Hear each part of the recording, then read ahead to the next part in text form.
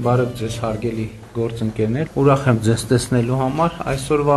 մեր հանդիպման առիթը հետևյալն է, մենք հրավիրել ենք Հայաստանում ամենաշատ աշխատատեղեր ստեղծած եւ ունեցող ընկերությունների ներկայացուցիչներին, ոմանք սեփականատերեր եւ կառավարիչներ, տնօրեններ,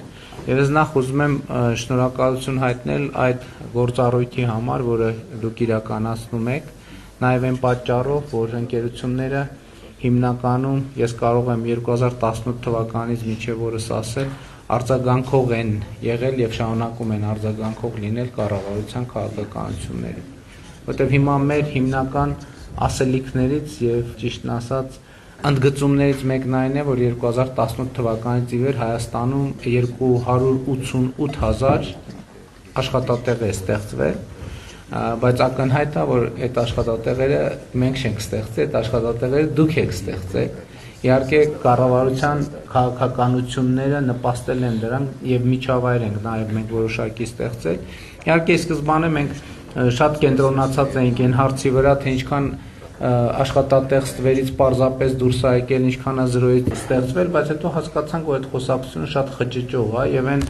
աշխատատեղերը, որոնք կան, տեսանելի են պետության համար, իրանք կան, այն աշխատատեղերը, որոնք չկան, իրանք ուղղակի չկան։ Դա ուրիշ կատեգորիայի երևույթ է եւ շատ կարեւոր է, որ մենք այս դինամիկան շարունակենք։ Նաեւ մենք մեր նախընտրական ծրագրում ներառել ենք տարեկան առնվազն 25000 աշխատատեղ ստեղծելու հարցը, որը շատ կարեւոր է։ Ընդհանրապես աշխատանքի շուկայում այն process-ները, որոնք հիմա տեղի են ունենում եւ սպասվում են, պետք է հատուկ ուշադրության առարկա լինի։ Ինչու՞։ Այդ թվում այն պատճառով, որ արհեստական բանականության ներդրումը եւ ավելի ու ավելի մեծ ներառումը տնտեսության մեջ ինքը ռիսկեր է առաջացնում, այդ թվում աշխատատեղերի մասով։ Հիմա իհարկե ես համոզված եմ, որ ընկերությունների մի մասը արդեն կիրառում են այդ գործիքը, մյուսները անխուսափելիորեն կիրառելու են այդ գործիքը, ինքը որոշակիորեն ռիսկեր է բերում աշխատատեղերի տրանսֆորմացիայի եւ դերաբաշխման առումով, ընդհանրապես կանխատեսում կա, որ որոշ մասնագիտություններ գնալով կամ վերանալու են կամ ավելի քիչ դերակատարում են ունենալու, սկսած արդյունաբերությունից, շարունակած առողջապահությունով, կրթությունով նույնիսկ եւ այստեղ շատ մեծ վերլուծական եւ գործնական աշխատանք է պետք, որպեսզի մենք հանկարծ խնդիրների առաջ չկանգնենք երկարաժամկետում, որովհետեւ պետք է արձանագրել, որ արհեստական բանականությունը դեռ ինքը ծանոթ երևույթ չի եւ իր հետևանքներն էլ ճիշտ է անդադ վերլուծվում են, բայց շատ ճշգրիտ ալգորիթմեր չկան, որոնք ցույց կտան, թե ինչ տեղի կունենա դրա արդյունքում, բայց նաև ես միշտ այս ժամանակաշրջանի մասին մտածելիս մտածում եմ առաջին արդյունաբերական հեղափոխության մասին, որ երբ որ հոսքագծերը ստեղծվեցին, մանուֆակտուրաները ստեղծվեցին, արհեստավորները հարձակվում էին մանուֆակտուրաների վրա, հրդեհում էին մի հարցադրման ներքո, եթե այսպեսին է լինելու աշխատանքը, բա մենք ինչով ենք զբաղվելու եւ ինչով ենք ապրելու։ Իհարկե այդ հարցը այդ պահին ուներ իր հստակ հիմնավորումը, բայց հետո այլ բան տեղի ունեցավ։ Մարդկային հսկայական ներուժ իրոք ազատվեց եւ մարդկային հսկայական ներուժը, որ նախկինում մտածելու ժամանակ չուներ, սկսեց մտածել եւ արդյունքում տեղի ունեցան այն տեխնոլոգիական ճեղքումները, որոնք մենք այսօր ես պատկերավոր ասած ասում եմ մարդը արհեստանոցից կտրվեց եւ սկսեց մտածել եւ ստեղծեց տիեզերանավ եւ թռավ տիեզեր։ Եվ այս առումով ես կարծում եմ, որ արհեստական բանականությունը նույնպես այդ էֆեկտն է ունենալու եւ մենք պետք է հասկանանք ինչ ունենք անելու, ինչ ուղղություններում պետք է համագործակցենք, որպեսզի կարողանանք աշխատաշուկայի ճիշտ տրանսֆորմացիան ապահովել, որպեսզի այն պարզա որ ընկերությունները եւ բոլորն էլ շահագրգռված են, որպեսզի արհեստական բանականության գործիքները ավելի շատ օգտագործվեն, որովհետև խոսքը ի վերջո արդյունավետության մասին է։ Մենք վերջին տարիներին միլիարդներ ենք ծախսել, որպեսզի տնտեսությունը արդիական եւ արտադրողական արդյունավետ լինի, եւ այս առումով նույն մեր ամենահաջողված ծրագրերից մեկը, որը հույս ունեմ, որ ներկաների առնվազն զգալի մասը օգտվել է, մասնավորապես տնտեսության արդիականացման ծրագիրը, որ մենք խոսակցական լեզվով լիզինգի ծրագիր ենք անվանում, ինքը շատ կարծում եմ էական դերակատարում է ունեցել, որպեսզի մենք տնտեսական այս դինամիկան ապահովենք եւ մեծ հաշվով 2018-ից մինչև օրս ի հեճուկս 20 թվականի կոവിഡ് պատերազմ եւ այլն մենք միջինում 7% տնտեսական աճ ապահովել ենք, որը կարծում եմ շատ մեծ տնտեսական ցուցանիշ է, 8 տարի միջինում 7% տնտեսական աճ ապահովել, ես դրա համար եմ ուզում շնորհակալություն հայտնել ձեզ։ Հիմա ընթացիկ հարցերից օրինակ աշխատանքի շուկայում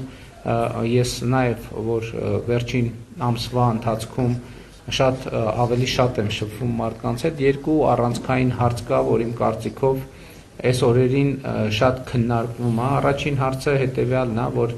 այն մարդիկ, ովքեր այսպես սահմանային աշխատավարձ ունեն կապված առողջության ապահովագրության շահառու դառնալու հետ, իրանք այդ խնդիրը շատ բարձրացնում են, ասենք 200,000 եւ ավել դրամ աշխատավարձ ստացողներն են, որ առողջության ապահովագրության են, շատ մեր առաջ հարցեր են բարձրացնում, որ կամ եզրային են, կամ այնուամենայնիվ ինչ որ աշխատավարձից վերային հատված կա եւ ես կուզենայի, որ այդ այն դեպքերում, երբ որ մենք շատ մոտ ենք այդ եզրին, ասենք 195, 197 եւ այլն, իսկ այսպիսի աշխատավարձեր կան, շատ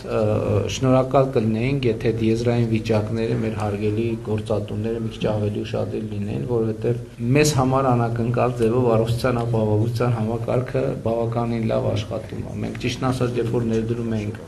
համակարգը շատ լարված էինք, բայց բնականաբար նման շրջադարձային որոշումները լարվածություն են առաջ բերում, մանավանդ որ Հայաստանում 2 անգամ արդեն եղել է փորձ առողջության ապահովագրությունը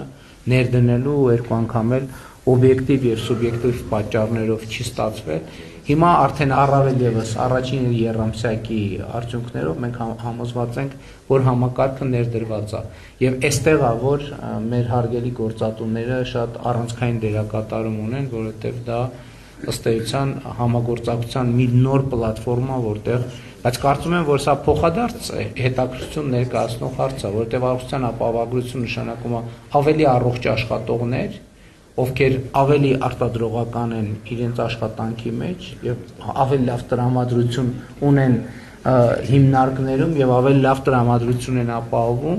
եւ երկրորդը իհարկե մենք նախորդ տարի կյանքի ռեկորդային տևողություն ենք արձանագրել Հայաստանի Հանրապետությունում 78.4, որը մեր պատմության մեջ աննախադեպ թիվ է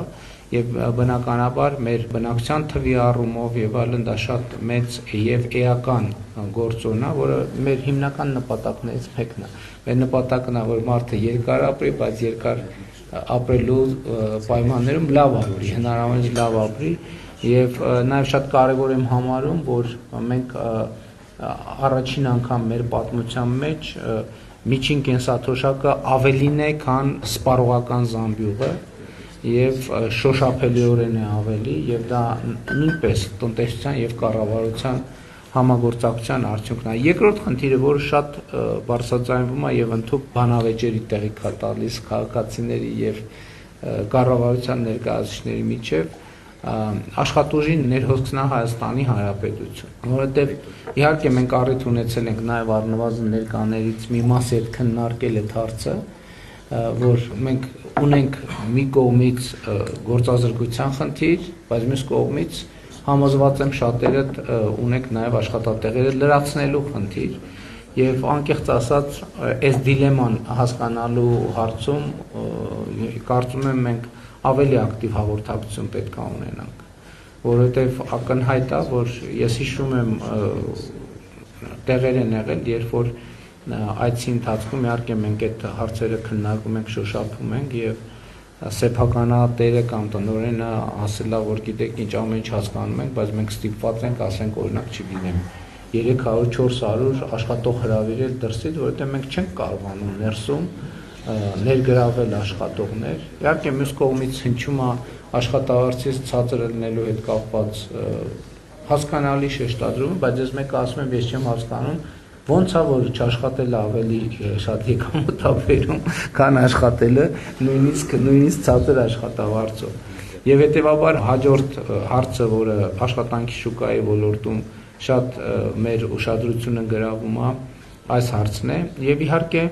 այս համատեքստում մենք ուզում ենք հասկանալ թե այլ ինչ կարող ենք անել որպեսզի խթանենք աշխատատեղերի ստեղծումը, որովհետև ի վերջո սոցիալական ամբողջ քաղաքականությունը եւ իմիջիայլոց սոցիալական քաղաքականությունների առանցքային հայեցակարգային փոփոխությունը, որը մենք հիմա փորձում ենք անել կամ մենք մեզ համար արել ենք, բայց ուզում ենք նաեւ մեր հանրությանը ավելի ընդունելի դարձնել այդ միտքը, որ աշխատունակ մարդը իր ապրուստը եւ ի վերջո նաեւ բարեկեցությունը պետք է ապահովի աշխատանքի միջոցով, որովհետեւ ապրուստ եւ բարեկեցություն ապահովել ուրիշ ճանապարհ պարզապես չկա, չի կարող լինել ուրիշ ճանապարհ եւ որևէ ուրիշ ճանապարհ այդ ինքը արդյունքում փակուղի է տանելու։ Եվ մյուս կողմից ինչպես անել, որ այս թեզը հնարավոր դառնա, դուք գիտեք, որ մենք նաեւ շատ դժվար որոշումների ենք գնացել, բայց անհրաժեշտ նաեւ սոցիալական ապահովության գնահատման բոլորովին նոր համակարգ ենք ներդրել, որի արդյունքում պրոցեսները գնալու են հետևյալ տրամաբանության մեջ, որ մեր մարդուն ուղեկցելու ենք միջև աշխատանք։ Եվ այսինքն անապահովության գնահատման համակարգում պարտադիր պայման է, որ մենք X կետում մարդուն պետքա կոնկրետ հասցեով եւ աշխատավարձով աշխատանք առաջարկենք։ Եվ այդ աշխատանքի առաջարկը 3 անգամ արձագանք չստանալու դեպքում մենք մարդուն պարզապես ելնելու ենք այն կանխավարկածից, որ ինքը ուրեմն եկամուտ ունի, որովհետև եթե մարդը եկամուտ չունի, ինչի է ինքը հրաժարվում, եթե ասենք պարզ է, չէ, որ առողջական խնդիր չունի եւ այլն եւ այլն։ Բայց իհարկե այս ամեն ինչի համատեքստում ամենակարևորը կրթությունն է եւ կրթական վերափոխումը, որ մենք մարդկանց կարողանանք աջակցել, որ նրանք վերամասկնան գիտանան։ Եվ այստեղ էլ մենք մասնավոր հատվածից շատ մեծ ակնկալիքներ ունենք եւ մասնավորապես քոլեջների կառավարման գործում մասնավոր հատվածի կառավարումը, որ մենք մասնավոր հատվածում իհարկե կան քոլեջներ, որոնք աշխատում են եւ լավ են տարբեր անուններով, հա, երբեմն ակադեմիա կոչվում, երբեմն դպրոց է կոչվում, ես նկատի ունեմ, որ մասնագիտությունն է հաղորդում մարդկանց, այնպիսին, որը շատ կոնկրետ հասցեով կապված է աշխատանքի շուկայի հետ։ Որտեղ սա էդ է լավան, կրթական երկու կոնցեպտ է, որը երկուսն էլ որոշակի համակարգում ունի իր տրամաբանությունը։ Կոնցեպտից մեկն է, որ ես կրթություն եմ ստանում, որպեսզի ստանամ որակավորում, որը նորմալ է, բայց այն կոնցեպտը, որ ես նկատի ունեմ եւ որի հետ կապված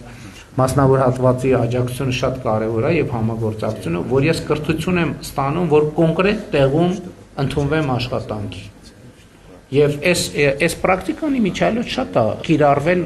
պրակտիկորեն Հայաստանում։ Ես հիշում եմ մասնավորապես IT ոլորտի մի շարք ընկերություններ, որ այցելում էինք, հենց իրանց գրասենյակային տարածքներում կային դասասենյակներ, որտեղ տարբեր տեղերից շրջանավարտներ էին հրավիրում, այս էլ է հետաքրքիր արտահայտություն, շրջանավարտներ հրավիրում էին վերապատրաստելու, որպեսզի անցնեն աշխատանքի։ Այսինքն նույն տեխնոլոգիական ոլորտում մարդը դիպլոմ է ստանում, բայց ինքը որպեսզի արդեն աշխատի, ինքը մի հատ էլ կրթություն ստանում է ընկերությունում, ինչը էլի կարծում եմ այս երկրորդ կոնցեպտի բացակայության կամ այդտեղ ճեղքի արկայության պատճառն է, որովհետև տրամաբանությունն այդ կլներ, որովհետև համ ընկերությունն է ժամանակ եւ ռեսուրս վատնում, համ շրջանավարտն է ռեսուրս վատնում, որովհետև կանխավարկածն է, որ եթե ինքը դիպլոմ ունի, ինքը պետք է գնար ընկերություն, ընդհանրապես ադապտացիոն մի շրջան անցներ եւ արդեն պատրաստ լինել այդտեղ աշխատելու։ Բայց շատ հաճախ է լինում դեպքեր, որ կա դիպլոմ, բայց աշխատելու համար պետքա նորից մասնագիտանալ տվյալ ընկերություն։ Տենց պրակտիկաներ գիտեմ, որ այդ թվում ներկա մի շարք ընկերություններում կա եւ մեր խնդիրն է այս երկրորդ պրակտիկան ուժեղացնել, բայց նաեւ ընդհանուր կրթական համակարգում մասնավոր հատվածի եւ իրական տնտեսության ավելի մեծ ներգրավումով մենք այնպես կարողանանք հասնել այն արդյունքի, որ շրջանավարտը արդեն առնվազն էականորեն ավելի պատրաստ լինի ուղղակի գնալ մտնել եւ աշխատել կոնկրետ ընկերությունում, կոնկրետ ոլորտում, կոնկրետ գործարանում, արտադրամասում եւ այդպես շարունակ։ Իմ գնահատականն է, որ մենք տնտեսական զարգացման բոլորովին նոր մի շրջափուլ ենք մտնում, եւ դա իհարկե կապված է Հայաստանի եւ Ադրբեջանի միջև հաստատված խաղաղության գործընթացի հետ, եւ մենք առաջիկայում մեծ իրադարձություններ ենք սպասվում, որը կապված է առաջին հերթին TRIP նախագծի գործարկման հետ, որը էական է նրանով, որ Հայաստանի Հանրապետությունը ի վերջո ամբողջական դուրս է բերելու շրջափակման վիճակից։ Բայց ըստ էության այսօր էլ Հայաստանը հաղթարել շրջափակումը, որովհետև գիտեք, որ Ադրբեջանի տարածքով դեպի Հայաստան հնարավոր է իրականացնել երկաթուղային բեռնափոխադրումներ եւ իրականացվում են, բայց ուզում եմ ասել նաև, որ քաղաքական հստակ հանձնառություններն է, որ այդ թվում արտահանումները հնարավոր իրականացնել երկաթուղով, իհարկե Վրաստանի տարածքով, մինչև մենք Ադրբեջանի հետ առաջին հերթին TRIP նախագծի շրջանակներում երկաթուղին կբացենք, եւ սա շատ կարեւոր է, եւ ուզում եմ ասել, որ պայմանավորվածությունը քաղաքական հետեւյալն է, որ այդ երկաթուղին երբեք չի փակվելու։ Այսինքն դա եւ ներմուծման եւ արտահանման հուսալի ուղի է, բայց ես ինչքան հասկանում եմ, մենք դեռ արտահանման համար առանձնապես երկաթուղին չենք օգտագործում, որովհետեւ դե պարզ է, որ 30 տարվա լոգիստիկ շղթաներ են աշխատել, իրանք վերափոխելու համար նախ պետքա վստահություն, մարդիկ պիտի հասկանան, որ ասվում է ինչքանով է տևական, հուսալի։ Եվ երկրորդն է իհարկե լոգիստիկ շղթաները պետքա փոխվեն, որովհետև ուրիշ բան է, որ բեռնատարի տրամաբանության ենք մտածում, ուրիշ բան է, երբ որ վագոնի տրամաբանության ենք մտածում։ Ես իհարկե շատ գիտելիքներ չունեմ այդ ոլորտում, բայց ակնհայտ է, որ այդտեղ որոշակի պլանավորման եւ իրագործման հետ կապված վերափոխումներ պետք է արվեն։ Տեսեք 2018 թվականից մինչև օրս մեր իրական գնահատականներով մեր համախառն ներքին արդյունքը 53%-ի աճ է ունեցել։ Այսինքն 25 թվի արդյունքներով, 26 թվի արդյունքներով իհարկե 53%-ի համախառն ներքին արդյունքի իրական նոմինալ աճը ավելին է, կրկնապատիկ է, բայց նոմինալ աճով մենք չենք առաջնորդվում։ Եվ կարծում եմ, որ մեր տնտեսությունը եկել է հասել մի կետի, որտեղ արդեն բիզնես, պետություն, աշխատող, գործատու հարաբերությունները պետքա տեղափոխվեն, զարգանան արդեն հաջորդ հարկի վրա պետքա լինեն, եւ սա նաեւ շատ լավ առիթ է, որպեսզի մենք նաեւ այդ հարցերը ձեզ հետ քննարկելու եւ ձեր նկատառումները լսելու հնարավորություն ունենաք եւ ամփոփելով իմ բացման խոսքը եւս մեկ անգամ ուզում եմ շնորհակալություն հայտնել բոլորիդ մեր երկրում տեղի ունեցած այս փոփոխությունների համար այդ թվում, որովհետեւ իսկապես կան ոլորտներ եւ կան ընկերություններ, որոնց դերը Հայաստանի Հանրապետությունում դժվար է գերագնահատել եւ շատ կարեւոր է, որ այդ ընկերությունները նաեւ որոշակի նոր մենթալիտետ, նոր մտածողություն, նոր կուլտուրա են բերում նաեւ Հայաստանի Հանրապետություն, ինչը իրականում ամենակարևոր կապիտալն է, որը նոր տարածքներ է բացում գործունեության նոր ոլորտներ մտնելու, նոր դաշտեր մտնելու համար, որը մեզ համար անծանոթ է եղել, այսինքն դա ճանապարհ է, որը մենք անցնում ենք, եթե ճանապարհը հաջող ես անցնում, նոր տեսադաշտեր եւ նոր հնարավորություններ են բացվում։ Ես համարում եմ, որ Հայաստանի Հանրապետությունը այսօր իր առաջ ունի հորիզոններ, որը ընդհանրապես պատմության ընթացքում չի ունեցել։ Հայաստանը իր պատմության ընթացքում չի ունեցել այսպիսի աննախադեպ հնարավորությունների ժամանակաշրջանը, բայց միշտ նաև այդ եմ ասում, որ գոլային իրավիճակը դեռևս գոլ չի։ Այսինքն կարող լինի եւ դինում է այդպես, որ խաղի ընթացքում ունեն տասնյակ գոլային հնարավորություններ եւ լավագույն արդյունքը այս դեպքում, որը եթե չի իրացվում, ոչ ոքին այդ մեծ հավանականությամբ արդյունքում այդ գոլային իրավիճակները չիրացրած թիմերը հասնում են պարտության եւ մենք ողջևորված լինելով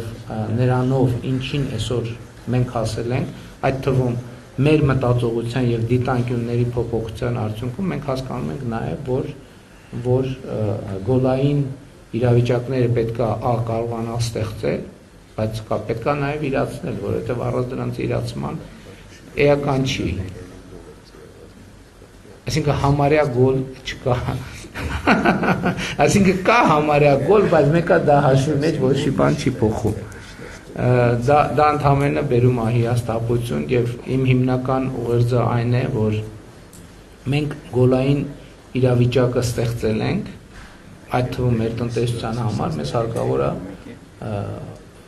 կարողանալ այդ իրավիճակը շարունակական անդադ օգտագործել, ակնհայտ է, որ կառավարությունը առանց